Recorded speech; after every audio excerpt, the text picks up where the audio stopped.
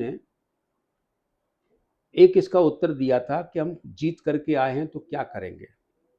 तो उसने उत्तर दिया था कि हम संविधान बदलने आए। तो संविधान बदलने आए हैं तो मोदी सरकार ने यहाँ पर लगातार वायरल है और तमाम न्यूज चैनल भी कह रहे हैं उस बात को कि ये जो पर्चा है उसमें कुछ कमी थी और इन्होंने अपना कोई केस छुपाया है। ऐसा क्या है? जैसे कैसे भी करके उसे लूटना है। जैसे ममता बनर्जी के सारे सांसद उन्होंने लूट लिए, केजरीवाल जी के लूट लिए, नीतीश कुमार जी के लूट लिए, अब यहाँ कांग्रेस का लूट लिया, कहीं कोई लूट लिया। उन्हें तो बस संख्या बढ़ानी है। और नमस्कार, बने रहिए बादल एक्सप्रेस पर और कुछ बात कर रहे हैं। आज हम फूल सिंह बरैया जी के साथ में हैं और तमाम ऐसे मुद्दे हैं जो कि देश भर में चल रहे हैं। मीनाक्षी नटराजन जो कि कांग्रेस की राज्यसभा सीट के लिए उम्मीदवार थी और उनका पर्चा निरस्त कर दिया गया। साथ ही साथ कांग्रेस के तमाम जो मुद्दे मध्य प्रदेश में सरकार को लेकर, उनकी क्या रणनीति रहेगी, आने वाले 2028 में चुनाव है, खासकर जो पॉलिसी है वो क्या है, इसके ऊपर हम बात कर रहे हैं बरैया जी से। बरैया जी, आपका स्वागत है। धन्यवाद। क्या कहेंगे, लगातार मध्य प्रदेश में 2-3 बातें ऐसी हैं जिनके ऊपर लगातार अभी आपने ये वाला जो मीनाक्षी नटराजन वाला केस था उसमें आखिर पूरा मामला कैसे बना है? लोग मानते हैं कि कांग्रेस और बीजेपी भी तो दोनों ही मिलके और उसका जो महिला है उसको राज्यसभा जाने नहीं दे रहे थे, वो तो इसलिए पर्चा उन्होंने खुद निरस्त कराया है, ऐसा सोशल मीडिया पर लोगों का कहना है। ये कांग्रेस की राज्यसभा की प्रत्याशी मीनाक्षी नटराजन, ये इनका जो पर्चा रद्द हुआ है, इसको लेकर के तमाम चर्चाएं गलत तरीके से प्रचारित की जा रही हैं। उसके पीछे की सच्चाई है वो ये है कि अभी भारतीय जनता पार्टी को लोकसभा में अपने नंबर्स बढ़ाने हैं, क्योंकि अभी महिला बिल के नाम पर वो परसीमन करना चाह रहे थे। जो परसीमन में महिला बिल भी आए तो महिला बिल भी अगर संवैधानिक तरीके से आ जाए तो गलत तरीके से ही सारे काम करना चाह रहे थे, तो उसमें उनका बिल गिर गया। अब उसमें उस बिल को पास करने के लिए वो किसी का भी सांसद कहीं भी मिले उसे कैसे भी करके उसे लूटना है। जैसे ममता बनर्जी के सारे सांसद उन्होंने लूट लिए, केजरीवाल जी के लूट लिए, नीतीश कुमार जी के लूट लिए, अब यहाँ कांग्रेस का लूट लिया, कहीं कोई लूट लिया। उन्हें तो बस संख्या बढ़ानी है और वो काम उन्हें जल्दी करना है, क्योंकि उन्हें भरोसा है कि हम कर लेंगे, इसी समय करेंगे तो हो जाएगा, आगे हम कर नहीं पाएंगे, क्योंकि इनके खिलाफ माहौल जनता में फैल गया है। तो वो काम जो करना चाहते हैं उसके लिए उन्होंने ये सीट छीनी है। पर्चा असंवैधानिक तरीके से खत्म किया गया, रद्द किया गया है और अलोकतांत्रिक तरीके से किया गया है। और इसके पीछे की पृष्ठभूमि ये है, मैं ऐसा मानता हूं कि उन्होंने संविधान की और लोकतंत्र की हत्या की है। जैसे मोदी जी जब प्राइम मिनिस्टर बने थे तो उनकी सरकार में शपथ ग्रहण मंत्रिमंडल का हो गया, तो पत्रकार हैं, बड़े बड़े बुद्धिजीवी पूछते ही हैं कि आप जीत करके आए हैं तो क्या करेंगे। तो उनके एक वरिष्ठ मंत्री ने एक इसका उत्तर दिया था कि हम जीत करके आए हैं तो क्या करेंगे। तो उसने उत्तर दिया था कि हम संविधान बदलने आए। तो संविधान बदलने आए हैं तो मोदी सरकार ने का उन्होंने एजेंडा पेश कर दिया। संविधान बदलने अगर नहीं आए हैं तो मोदी जी को इसका खंडन करना चाहिए था कि नहीं, ये मंत्री गलत बोल रहे हैं और ये इससे हमारा सरकार का कोई लेना देना नहीं। वो बयान जिंदा है।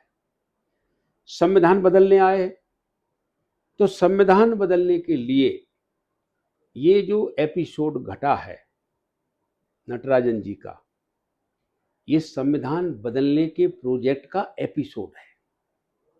ये भी एक प्रकार का, जो संविधान बदल रहे हैं तो पूरा प्रोजेक्ट है, उसका एक एपिसोड है कि संविधान ऐसे बदला जा रहा है। लोग तो समझ नहीं पा रहे कि संविधान बदला कैसे जाएगा।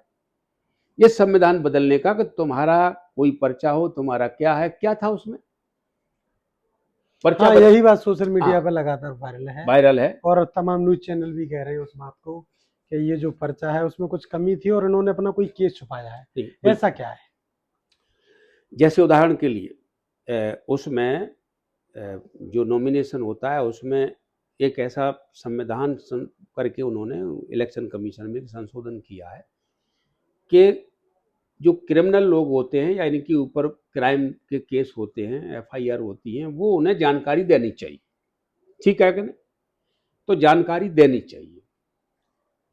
अब जानकारी देने के लिए अब उनका क्या ला है क्राइम के उसमें कोई किसी ने प्राइवेट केस लगाया कोर्ट में, प्राइवेट इसका सा कैसे जिसको, तो अब मैं यहाँ बैठा हूँ, अब हमने आंदोलन किया कहीं, नटराजन जी ने कहीं आंदोलन किया, उसका किसी ने केस लगा दिया कोर्ट में, कोर्ट की तरफ से एक नोटिस आया कि ये प्राइवेट केस किसी ने लगाया है, तो इसके बारे में आप हमें स्पष्टीकरण दीजिए या इसका जवाब दीजिए। उनने उसका जवाब दे दिया, तो जवाब उसका दे दिया है तो कोर्ट संतुष्ट है, जहां से आया है जो भी नोटिस आते हैं, तो अब आएगा नहीं, संतुष्ट नहीं है तो एफआईआर के आदेश करेगा। ठीक है कि नहीं? और एफआईआर का आदेश हो जाएगा और एफआईआर रजिस्टर्ड हो गई तो हम क्राइम की पर्दी में आ गए। तो क्राइम की पर्दी में जब हम आ जाएंगे तो क्राइम की पर्दी में आने के बाद फिर हम इलेक्शन कमीशन को लिखेंगे कि हमारा ये केस, हम पर एफआईआर है और ये हम केस है हमारे पास। एफआईआर के पहले तो क्राइम होता ही नहीं, भाई एफआईआर होगी तभी तो क्राइम शुरू होता है। तो इन्होंने उस क्राइम को कैसे स्वीकार कर लिया कि किसी ने पूछा कि आपके खिलाफ कोई एक आवेदन आया है और उसका उत्तर भी दे दिया, उसको उन्होंने क्राइम कैसे मान लिया?